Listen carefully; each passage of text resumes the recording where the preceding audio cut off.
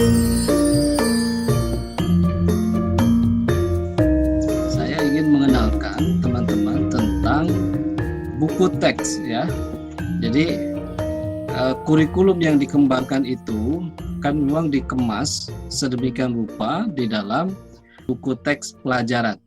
Yang seperti apa buku teks pelajaran itu adalah buku yang digunakan oleh para siswa, termasuk juga oleh para guru ketika pembelajaran di sekolah. Utamanya tentu digunakan oleh para siswa, gitu ya. Jadi buku teks itu adalah buku yang digunakan oleh para siswa. Sebagai pendamping buku teks, biasanya disusun pula namanya buku pegangan guru atau buku panduan guru, gitu ya.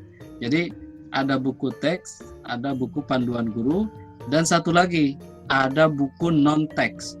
Nah, ini dua istilah ya, buku teks dan buku non teks.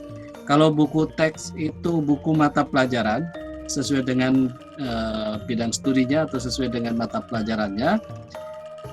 Kalau buku teks adalah buku-buku yang disediakan oleh pemerintah, kemudian disiapkan, didistribusikan kepada setiap sekolah dan disimpan di perpustakaan untuk bahan pengayaan. Jadi bahan pengayaan untuk buku teks. Nah, mungkin teman-teman dulu ketika di sekolah, selain ada buku pelajaran, juga di perpustakaan banyak tersedia buku-buku lain, ya. Buku-buku lain baik itu buku fiksi begitu ya, cerita, buku novel, kemudian bibliografi, ada juga biografi, ada ensiklopedia gitu ya. Nah, itu masuknya kategori buku non teks ya. Buku non teks itu bukan berarti buku yang tanpa teks gitu ya, bukan. Tapi buku non teks adalah buku yang disediakan untuk memenuhi kebutuhan di perpustakaan. Ini teman-teman contoh perkembangan cover untuk buku teks mata pelajaran PPKN ya. Ini untuk yang pertama kali sebelah sini, ini Manusia dan Masyarakat Baru Indonesia atau Civic, ini tahun 1957-an, penerbitnya Balai Pustaka ya. Kemudian dulu kan tidak ada mata pelajaran PPKN gitu ya, adanya Civic gitu ya. Kemudian kita pernah juga menggunakan nama mata pelajarannya adalah PMP, Pendidikan Moral Pancasila. Nah, gambarnya seperti ini gitu ya, sampulnya ya. Pendidikan Moral Pancasila ini untuk tingkat SLP, dulu bukan SMP ya, tapi SLP. Sekolah Lanjutan Pertama, ini kelas 2 misalnya gitu ya. Kemudian dari PMP ada PPKN. Nah, PPKN Sekolah Lanjutan Tingkat Pertama. Dulu ketika saya SMA juga menggunakan buku yang ini. Nah, ini tahun 96 ya, 96, 97, 98 bukunya menggunakan buku ini. Nah, berikutnya setelah PPKN ada perkembangan berikutnya adalah mata pelajaran PKN ya di KTSP, kurikulum tingkat satuan pendidikan di tahun 2006. Nah, ini diantara buku yang digunakan begitu ya. Dan ini yang era sekarang, ya era sekarang menggunakan buku seperti ini. Nah, ini ciri khasnya dari sini. Tetapi dari keseluruhan buku teks PPKN ini kita menemukan ada kesamaan di setiap covernya, di setiap sampul selalu menggunakan burung Garuda, ya, lambang negara kita sebagai ikon untuk sampul di buku PPKN, ya, kecuali yang di sini, begitu ya, Manusia dan Masyarakat Baru Indonesia ini belum. Nah, berikutnya hampir rata-rata seperti ini, ya. Ini walaupun kecil tetap ada. Buku teks PPKN sebagai sumber pembelajaran utama. Apa yang dimaksud dengan buku teks? Kita bisa baca dari Peraturan Menteri Pendidikan Nasional dulu tahun 2008 nomor 2 buku teks adalah buku acuan wajib ya, untuk digunakan di sekolah. Dia memuat materi pembelajaran dalam rangka meningkatkan keimanan, ketakwaan, akhlak mulia, dan kepribadian, penguasaan iptek, peningkatan kepekaan dan kemampuan estetis, peningkatan kemampuan kinestetis, dan kesehatan yang disusun berdasarkan standar nasional pendidikan. Jadi di sini ada catatan bahwa buku teks itu atau textbook itu merupakan buku acuan wajib gitu ya, buku yang digunakan di sekolah dan memuat materi pembelajaran.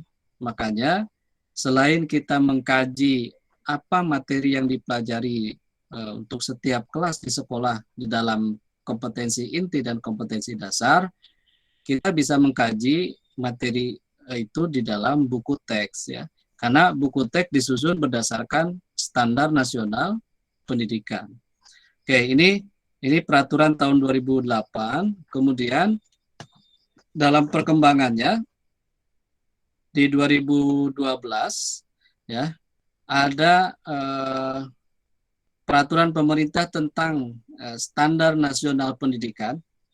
Ini PP nomor 32 tahun 2012 yang sekarang sebenarnya PP ini sudah diubah lagi gitu ya. PP nomor 57 tahun 2021 ya. Nanti kita bisa cek bersama-sama. Nah, di peraturan tentang standar nasional pendidikan itu dijelaskan bahwa buku teks adalah sumber pembelajaran utama untuk mencapai kompetensi dasar dan kompetensi inti. Nah, ini semangatnya masih semangat KD dan KI ya. KI dan KD, kompetensi dasar dan kompetensi inti. Ya. Oke. Jadi ini penjelasan kalau tadi kan cukup panjang ya berkaitan dengan tujuan pembelajaran.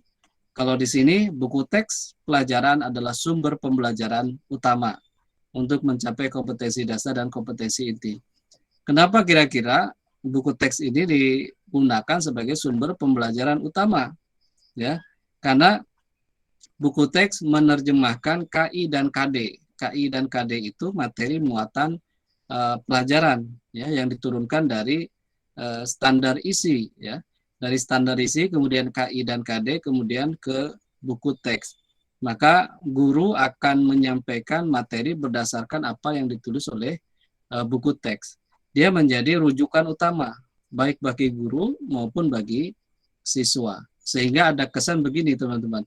Ada kesan guru itu mengejar menyelesaikan materi yang ada di buku teks. Nah, padahal materi-materi di buku teks sekalipun dia adalah sumber pembelajaran utama, tetapi bukan berarti semuanya dikejar untuk bisa disampaikan keseluruhan.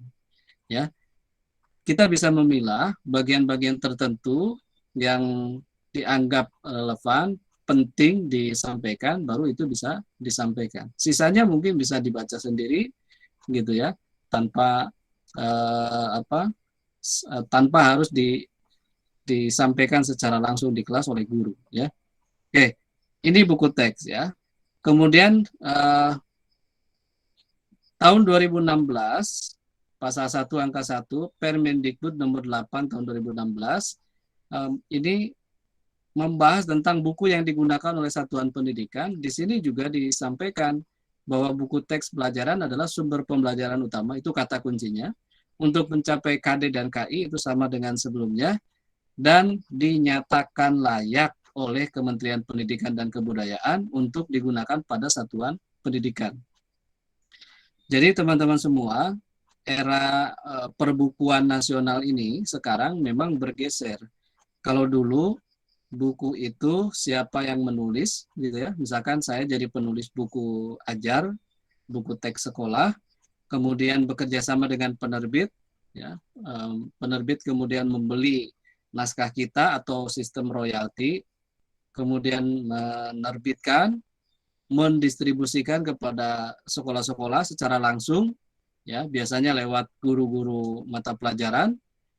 Gitu ya. Begitu misalkan terjual sekian eksemplar, maka guru mata pelajaran bukan hanya mendapatkan buku itu gratis, tetapi juga biasanya ada sumbangsih yang diberikan oleh penerbit kepada guru itu. Bahkan sebagai penghargaan biasanya di sampul buku atau pokoknya di bagian buku itu ada satu halaman ucapan terima kasih penghargaan kepada guru-guru yang sudah menggunakan buku teks itu. Itu dulu ya, ketika tahun 94, 95, buku teks itu semata-mata ditulis oleh penulis ya, kemudian dicetak oleh penerbit, didistribusikan oleh penerbit langsung ke sekolah-sekolah.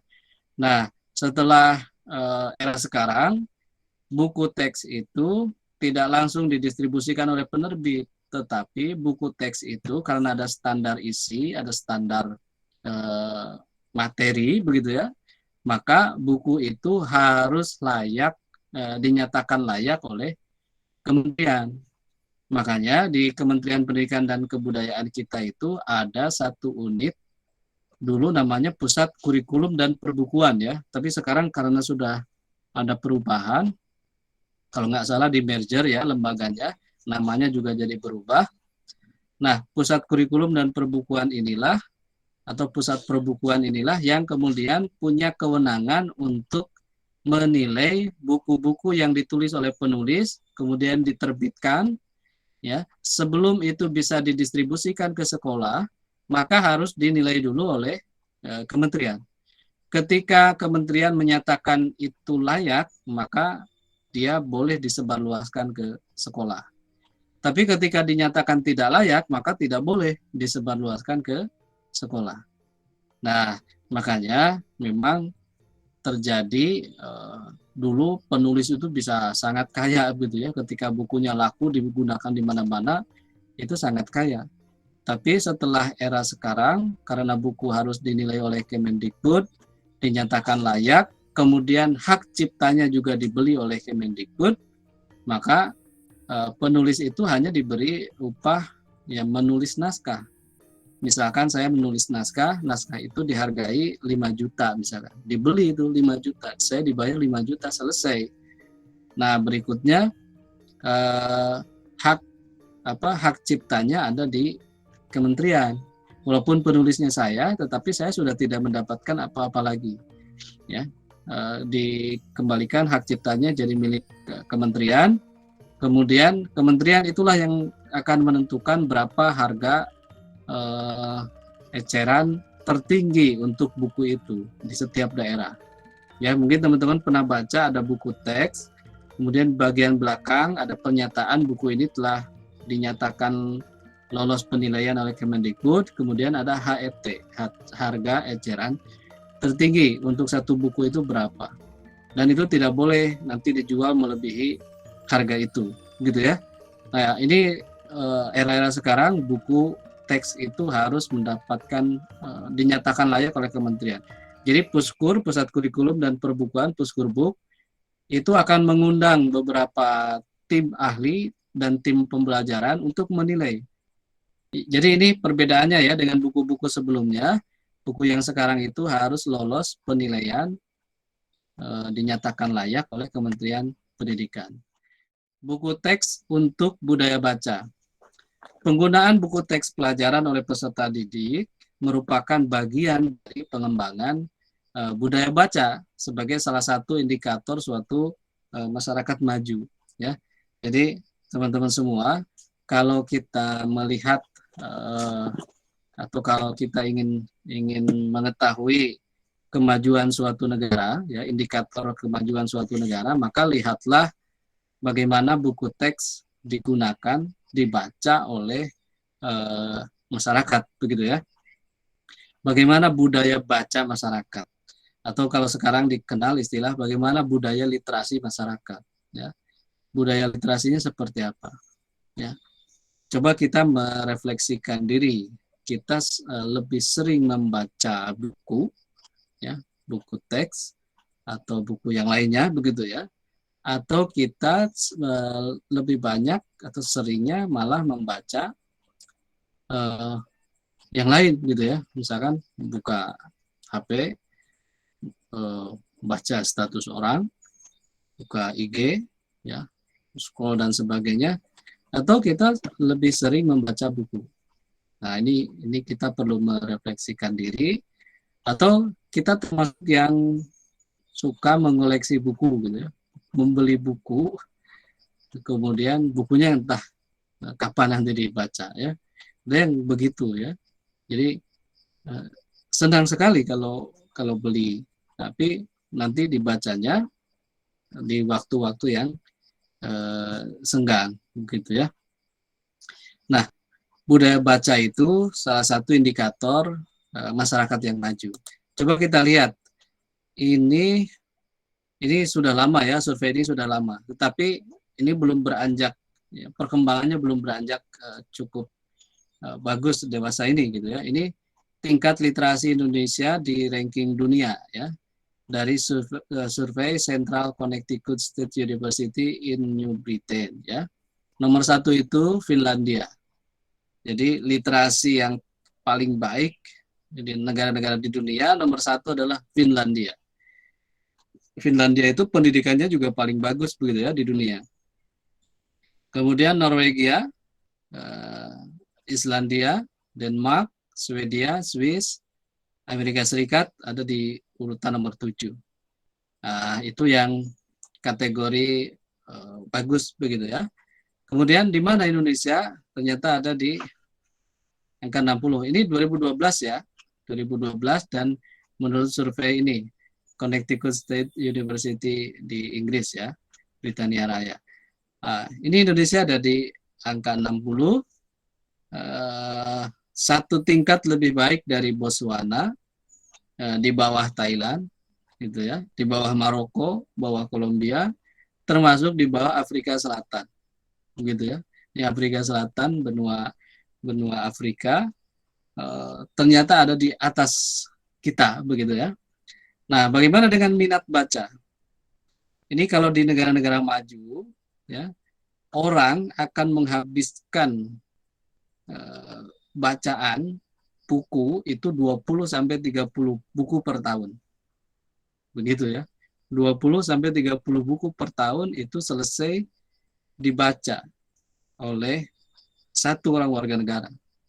Nah, bagaimana di Indonesia? Di Indonesia paling maksimal itu 3 buku per tahun.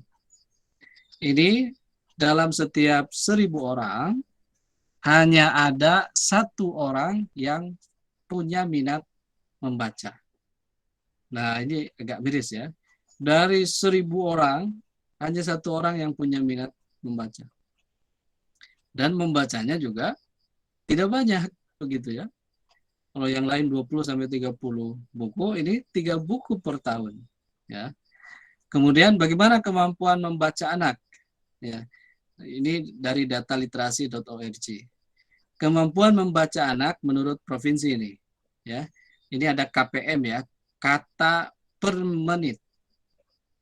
Di daerah Jawa itu 59 kata per menit. Jadi kemampuan membaca kita, membaca anak kita itu yang sekolah di wilayah Jawa itu 1 menit 59 kata. Berarti kalau 1 halaman ada berapa kata, itu tinggal bagi saja. Bagi 59. Jadi berapa menit, itu 1 halaman diselesaikan berapa menit. Nah, Jawa ini paling tinggi. Kemudian Kalimantan dan Sulawesi 42 kata per menit. Nah, Indonesia Timur hanya 29 kata per menit. Jadi proses membacanya berarti kan tingkat kecepatannya berbeda. Ya. Karena tingkat kecepatan membaca berbeda, artinya kemampuan membaca anak juga berbeda. Nah, makanya misalkan Indonesia Timur itu ada program-program afirmasi. Ya. Afirmasi itu pemberlakuan hal-hal yang sifatnya istimewa, pemberian hak-hak istimewa kepada mereka, ya, untuk kemudian misalkan penyetaraan dengan mereka yang ada di daerah Jawa atau di Kalimantan dan Sulawesi. Nah, ini kondisi literasi kita. Makanya Kementerian Pendidikan dan Kebudayaan dulu di masanya Pak Muhadjir Effendi itu akan melaunching gerakan literasi nasional. Ya. Gerakan literasi nasional itu ya gerakan membaca, menulis, berhitung, ya, literasi finansial, literasi sains, kemudian yang keenam literasi budaya dan kewargaan, itu yang milik menjadi tugas kita sebagai praktisi bidang PPKN. Jadi literasi dasar itu ada 6, literasi baca, literasi tulis, literasi hitung, literasi finansial, literasi sains, kemudian literasi budaya dan kewargaan. Untuk apa sebenarnya? Untuk meningkatkan tingkat literasi Indonesia di ranking dunia. Ya, misalkan kalau untuk ke sini ya memang kita agak berat. Paling tidaklah kita naik, ya, kita bisa berada di Afrika Selatan. Apa indikatornya, teman-teman? Mengapa mereka kok tingkat literasi cukup tinggi, misalkan orang-orang Finlandia sampai Amerika ini? Kalau teman-teman menyaksikan misalkan di bandara, di stasiun kereta, misalkan kebetulan misalnya kita bertemu atau menjadi penumpang yang sama dengan orang-orang dari luar negeri, mereka biasanya yang backpackeran gitu ya, bawa tas cukup besar, beda dengan orang Indonesia kan tasnya kecil tapi banyak. Kalau mereka tasnya cukup besar sampai di atas kepalanya, kemudian itu belakang, depan gitu ya, laki-laki ataupun perempuan sama. Kemudian begitu misalkan saya sering lihat misalnya pas mereka naik kereta bareng dengan saya naik kereta, begitu tas itu disimpan, maka sebelum duduk biasanya dia akan buka bagian tas yang kecilnya, buka sletingnya, dibuka, kemudian mengeluarkan buku. Nah, sepanjang perjalanan mereka akan baca buku dimanapun, ngantri, nunggu gitu ya, mereka akan memaksimalkan itu dengan membaca buku gitu. Beda dengan kita ya, beda dengan kita akui termasuk saya begitu ya, begitu naik kereta ya tas simpan di atas, misalnya barang simpan di atas, ya sudah, nah, istirahat buka HP gitu ya, bukan buku. Buka buku baru 1 halaman atau baru 2 halaman saja sudah langsung ngantuk karena tidak terbiasa. Itu kan banyak dari kita yang seperti itu. Oke ya. Jadi mengapa kemudian pemerintah mengupayakan agar ada buku teks ya. Di setiap sekolah, setiap mata pelajaran harus selalu ada buku teks ya. Tentu untuk mendukung ini budaya baca sebagai salah satu indikator suatu masyarakat yang maju ya. Kita kan ingin menjadi masyarakat yang maju dan salah satunya ditunjang oleh budaya baca kita. Oke, buku teks ini sebagai acuan wajib, dia menyediakan bahan yang sudah dipersiapkan, dipilih dan ditentukan cakupan dan urutannya. Oleh siapa? Tentu oleh penulis, gitu ya. Penulis menyediakan bahan ini, menyiapkan, memilih, dan menentukan cakupannya ini bersumber dari mana? Tentu dari kompetensi inti dan kompetensi dasar, dari muatan materi ya, yang sudah kita bahas itu. Nah, buku teks digunakan sebagai acuan wajib oleh pendidik dan peserta didik dalam proses pembelajaran. Nah, isi buku teks ya paling tidak menggambarkan 4 hal: kesatuan materi bahan ajar, ya, kemudian cara penyajian materi bahan ajar, ada contoh, ada latihan agar memberikan kemudahan untuk dipahami dan dipraktekkan baik oleh siswa maupun guru. Nah, salah satu tugas dari tim penilai buku adalah memastikan bahwa buku teks itu memuat ini, ada materinya. Materi misalkan biasanya sistem penilaiannya begini, dari sisi legalitas, materi tidak bertentangan dengan SARA. Kalau ada satu saja unsur materi bertentangan dengan SARA, itu sudah langsung buku itu dis, walaupun isi yang lainnya bagus. Tapi ada ada satu kalimat atau bahkan satu paragraf yang bisa ditafsirkan dia bertentangan dengan syarak, maka dia tidak bisa dilanjutkan penilaian, gugur gitu ya, tidak layak. Atau yang kedua, ternyata ada praktek-praktek plagiarisme. Oh, ini buku teks ini sebenarnya hanya copy paste dari buku ini, gitu ya, tanpa pengutipan yang kaidah pengutipan yang benar. Nah, itu dari sisi legalitas. Kemudian dari sisi materi, apakah materi ini misalkan membangkitkan semangat peserta yang membaca untuk menyelesaikan bacaannya, atau kita baru satu halaman saja ini malas kita melanjutkan, gitu ya. Kan ada buku yang kita baca itu senang sehingga kita tuh terus ingin menyelesaikan bacaan itu. Dari sisi materi, materi misalkan mengandung kebenaran, ya. Kalau di PPKN apalagi perlu dicek misalkan ini mengutip peraturan perundang-undangan. Apakah peraturan perundang-undangan ini masih berlaku atau tidak? Kalau misalkan sudah tidak berlaku tapi masih dikutip, oh berarti ini sudah tidak mengandung kebenaran lagi, tidak update informasi. Itu nilainya maksimalnya 4, bisa saja hanya 2 atau bahkan 1. Ya. Dari penyajian, ya, penyajiannya menarik atau tidak? Ada ilustrasi, ada contoh, ada tabel, bagan, gambar atau tidak? Terus memuat latihan, soal-soal latihan atau tidak? Gitu ya. Nah, jadi buku teks seperti teman-teman juga pernah belajar dari buku teks itu memuat ini, adanya materi, cara penyajian materi bahan ajar, ya, penyajiannya seperti apa, ini materinya, kemudian penyajiannya, ada dukungan ilustrasi, gambar, gitu ya, tabel, box informasi misalkan ya, dan lain sebagainya. Ada contoh-contoh, jadi tidak hanya penjelasan ilmiah, tapi juga diberikan contoh-contoh real dalam kehidupan sehari-hari, termasuk juga ada soal-soal latihan, karena karakter buku teks seperti itu. Semuanya disusun untuk memberi kemudahan, ya, untuk bisa dipahami dan dipraktekkan baik oleh siswa maupun oleh guru.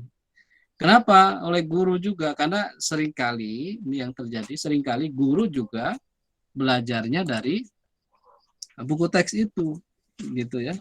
Nah, walaupun itu sebenarnya keliru ya, guru harusnya lebih luas belajarnya dari berbagai sumber, begitu ya.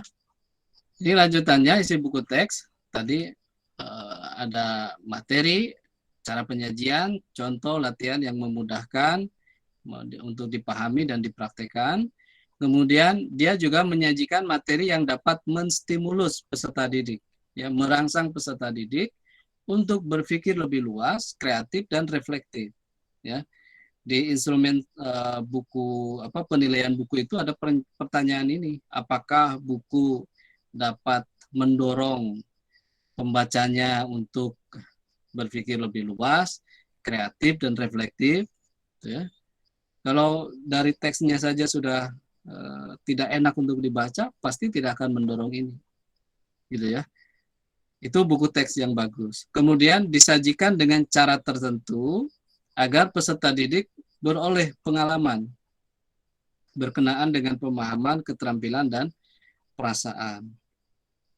Jadi sebenarnya kalau budaya baca itu terus digali, makanya sekarang di antara salah satu gerakan literasi nasional itu, atau di sekolah ada namanya gerakan literasi sekolah, itu ada waktu 15 menit sebelum memulai pembelajaran, siswa diminta untuk membaca apa saja, gitu ya, selama 15 menit. Silakan baca dulu, gitu ya.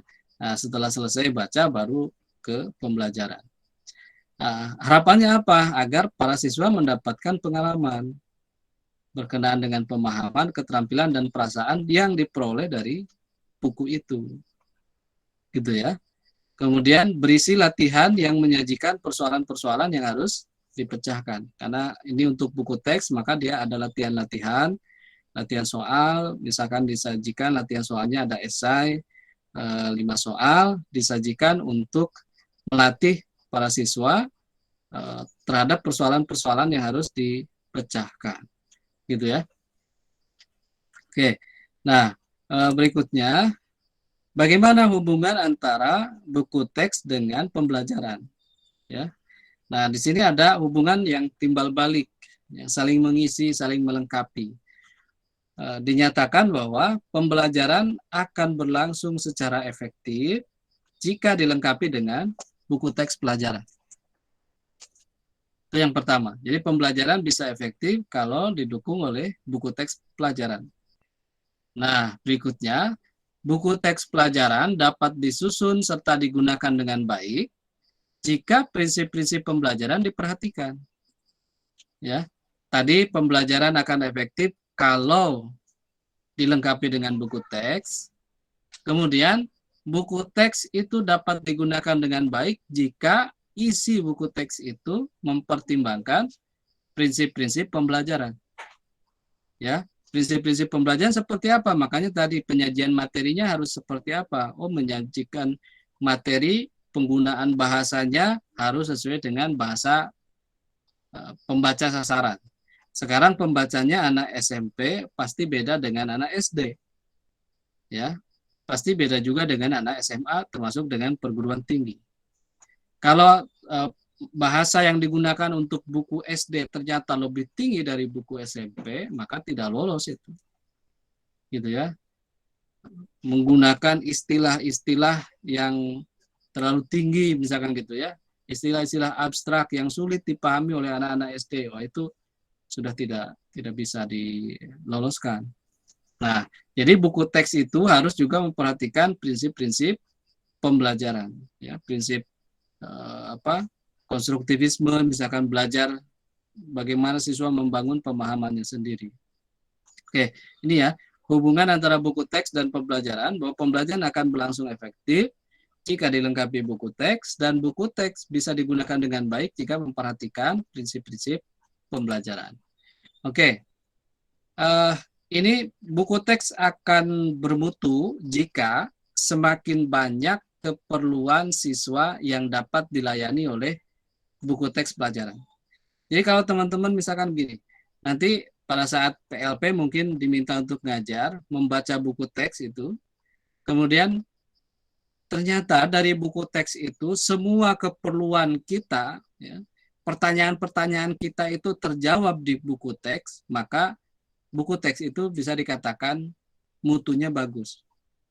Gitu ya. Jadi buku teks tidak tebal gitu ya, tetapi dia bahasanya efektif, ya. Kemudian mencakup semua keperluan. Kita ingin tahu ini, kita ingin punya keterampilan ini, kita ingin punya sikap ini misalnya. Semuanya sudah disajikan di buku teks itu. Maka ketika itu terjadi, mutu buku teksnya berarti menjadi semakin baik. Gitu ya. Nah, ini juga tugas penulis, tugas reviewer, termasuk juga tugas penilai buku. Memastikan bahwa buku yang dinilai itu adalah buku yang memiliki mutu yang bagus. Ya. Oke. Kemudian menurut penjelasan tadi, setiap buku itu harus bisa memberikan kesempatan peserta didik untuk belajar sesuai dengan kecepatan belajarnya. Jadi sebuah buku, ya, buku teks misalkan, buku teks ini harus bisa memberikan kesempatan kepada peserta didik untuk belajar sesuai dengan kecepatan belajarnya. Jadi belajar sesuai dengan kecepatan belajarnya itu karena kecepatan belajar para peserta didik itu kan berbeda-beda. Makanya ketika disajikan buku teks, si peserta didik itu bisa mengikuti, bisa belajar dari buku teks itu. Ya, selama masa pandemi mungkin kita mengalami disajikan buku teks, walaupun buku teksnya tidak selalu harus seperti ini. Buku teksnya misalkan buku e-book, misalkannya elektronik. Kemudian dengan buku teks, siswa bisa melakukan pendalaman materi. Ada sajian penjelasan dari guru misalkan. Nah, penjelasan itu misalnya baru penjelasan umum. Nah, untuk mendalami materi dari apa yang dijelaskan itu, siswa membaca dari buku teks, gitu ya. Kemudian dengan buku teks itu, siswa bisa melakukan pemeriksaan ulang untuk mengingat sesuatu. Duh, kita lupa nih penjelasan tentang misalnya tentang hak asasi manusia. Hak asasi manusia itu ada di pasal berapa ya di dalam Undang-Undang Dasar 45. Maka ketika baca buku teks, dia mendapatkan jawabannya. Ya, memeriksa ulang di buku teks sehingga dia bisa mengingat lagi, ya, remembering lagi, pengetahuan kognitif ya. Atau buku teks itu bisa memantapkan pemahaman peserta didik melalui penyajian gambar, diagram, grafik, tabulasi, tabel, dan lain sebagainya. Makanya teman-teman, buku teks itu di sekolah itu selalu ada ilustrasi. Ada diagram, ada gambar, ada grafik, ada tabel, ya, dan lain-lain sebagainya. Semakin rendah jenjang pendidikannya, maka gambarnya semakin banyak. Misalkan buku-buku untuk TK begitu ya. Kan buku TK itu satu halaman itu ya gambar full ya, bahkan full color. Kemudian teksnya hanya ada di atas, sedikit sekali teksnya. Nah, setiap halaman gambar, teksnya sedikit. Tapi semakin tinggi jenjang pendidikannya, maka gambarnya semakin berkurang. Gitu ya. Semakin berkurang. Makanya teman-teman yang mengikuti perkuliahan, kalau misalkan dosen menyajikan ada buku yang harus dibaca misalkan tentang apa? Oh, buku ini. Itu ilustrasinya semakin berkurang, semakin kecil. Ya, misalkan ini. Ini ada buku teks nasionalisme, arti dan sejarahnya. Kalau saya lihat di sini, tidak ada itu, tidak ada gambar, tidak ada teks, gitu ya, tidak ada tabel, tidak ada diagram, grafik, tidak ada, semuanya teks. Nah, kenapa? Karena kalau untuk tingkat pendidikan dasar, ya, itu kemampuan para siswa peserta didik itu kan kemampuan konkret, ya, cara berpikirnya berpikir konkret, sehingga perlu sajian yang konkret. Makanya banyak gambar, banyak contoh. Tapi kalau untuk perguruan tinggi, kan kita sudah diarahkan kemampuan berpikirnya abstrak. Jadi ketika tulisan hanya teks saja, ya, hanya teks gitu, kita sudah bisa membayangkan teks ini maksudnya ke sana. Itu dalam alam pikiran kita sudah tergambar. Nah, makanya jangan heran kalau buku-buku kuliahan itu jarang sekali memuat gambar, ya. Wah, ini tidak ada gambar sama sekali, ya. Nah, biasanya teman-teman bisa menyelesaikan buku yang tidak ada gambarnya, tidak ada grafiknya, tidak ada tabelnya, tapi kategorinya bukan buku teks, tapi buku non teks. Misalnya apa? Buku-buku fiksi, ya, buku-buku fiksi, buku novel, gitu ya. Buku novel yang tebal itu bisa saja diselesaikan oleh teman-teman, ya. Nah, saya beberapa waktu yang lalu tuh beberapa buku novel saya selesaikan. Beda dengan buku teks belum tentu selesai semua. Ya, kalau buku teks ya kita akan pilih bagian-bagian yang memang kita butuhkan untuk itu. Ini nih menjawab ini. Kita butuhkan. Kita butuh materi tentang ini, berarti ada di buku apa? Ya carilah bab tentang itu. Nah, kalau novel kan tidak. Kalau hanya satu bab saja, satu bagian saja kan nggak selesai itu. Makanya dari awal dan pandainya penulis novel itu kita dibawa masuk ke alur cerita sehingga kalau buku itu, novel itu tidak dibaca, tidak diselesaikan, maka ada yang kurang. Ya. Sedang rame-ramenya misalkan bersambung ke bab berikutnya, bersambung terus begitu ya. Nah, komik juga demikian. Komik itu sedang rame-ramenya nanti bersambung ke jilid berikutnya, gitu ya. Oke, ini jadi buku teks harus bisa seperti ini. Kalau buku teks tidak bisa membuat peserta didik belajar sesuai dengan kecepatan belajarnya, tidak bisa melakukan pendalaman materi, tidak bisa melakukan pemeriksaan ulang untuk mengingat, atau tidak bisa memantapkan pemahamannya dengan penyajian gambar, grafik, ilustrasi dan sebagainya, maka itu berarti bukan buku teks yang bermutu, gitu ya. Oke, berikutnya ini buku teks dikembangkan dari standar isi ya. Dulu SK dan KD ya, standar kompetensi dan kompetensi dasar. Sekarang standar isi itu muatannya KI dan KD, kompetensi inti dan kompetensi dasar. Dalam buku teks disajikan penafsiran, penjelasan, perincian, perlengkapan, pengembangan dan pemaduan dari KI dan KD tadi. Ya, jadi para penulis buku teks, mudah-mudahan ini saya doakan dari teman-teman semua nanti ada yang menjadi ahli penulis buku teks ya. Jadi menyiapkan buku-buku untuk pelajaran gitu ya, untuk pelajaran di sekolah, menyiapkan buku pelajaran itu sebenarnya tidak tebal-tebal gitu ya, tapi harus mampu kita menafsirkan apa maunya kurikulum. Kurikulumnya bicara ini, kompetensi intinya ini, kompetensi dasarnya ini. Berarti kita harus menerjemahkan indikatornya apa dan kemudian uraiannya seperti apa.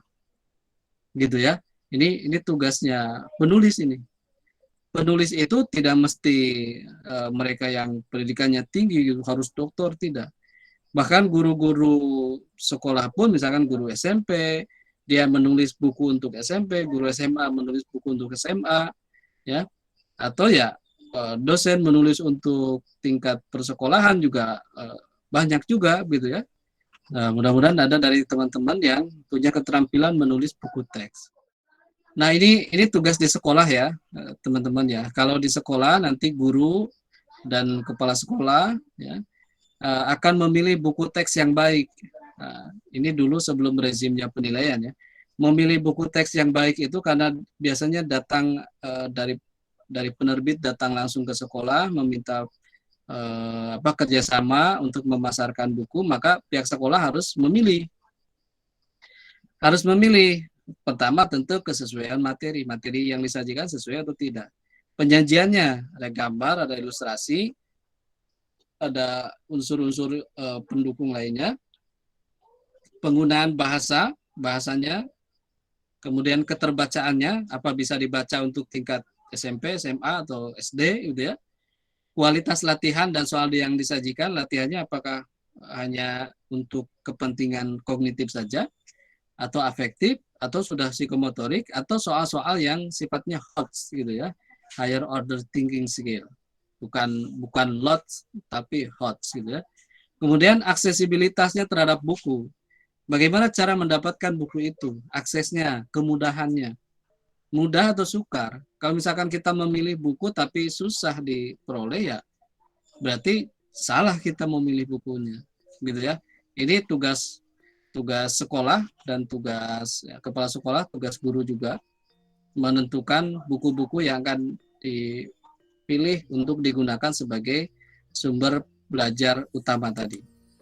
Oke, nah ini penjelasannya ya, dari kesesuaian materi, kemudian penyajian materi, bahasa, latihan soal, ya, aksesibilitas, ya.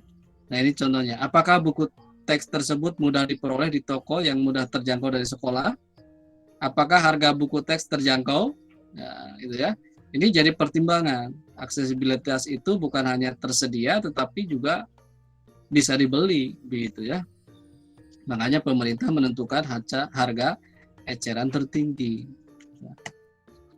Nah, kemudian kelayakan, ya ini sebuah buku bisa dinyatakan layak kalau memenuhi unsur. Nah, ini salah satu unsur penilaian buku teks gitu ya. Kulit buku, kulit depan buku ini sampul, kulit belakang sampul belakang, terus punggung buku ya. Ini kulit depan, belakang, kemudian ini punggung buku, harus lengkap. Terus bagian awal buku teks ada halaman judul, halaman penerbit, gitu ya.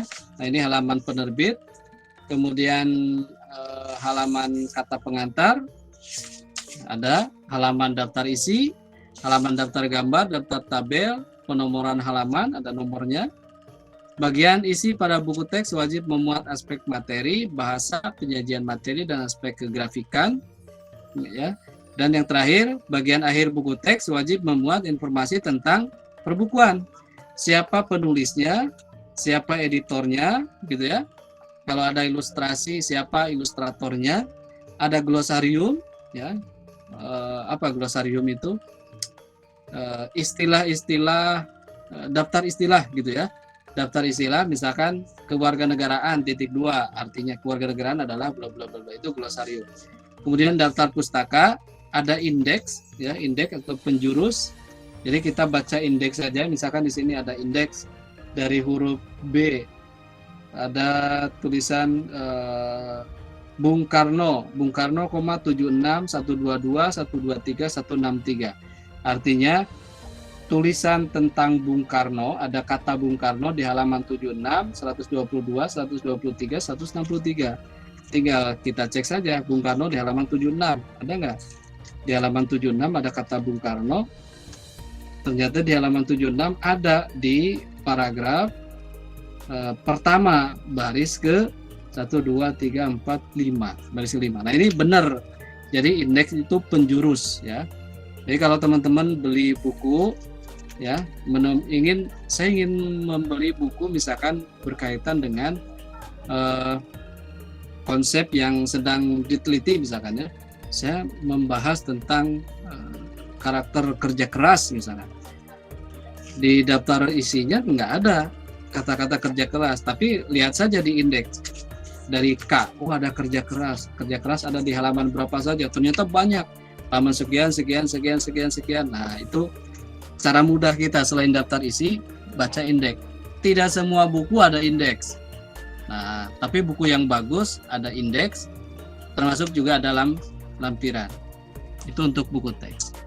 Oke ya, ini kelayakan buku teks ini biasanya ketika kita melaksanakan penilaian buku. Terus buku yang digunakan di satuan pendidikan wajib memenuhi nilai norma positif yang berlaku di masyarakat. Tadi ya, tidak boleh bertentangan dengan SARA, ada paham ekstremisme, unsur pornografi, radikalisme, bias gender, atau penyimpangan yang lainnya. Wajib memenuhi kriteria penilaian sebagai buku yang layak digunakan oleh satuan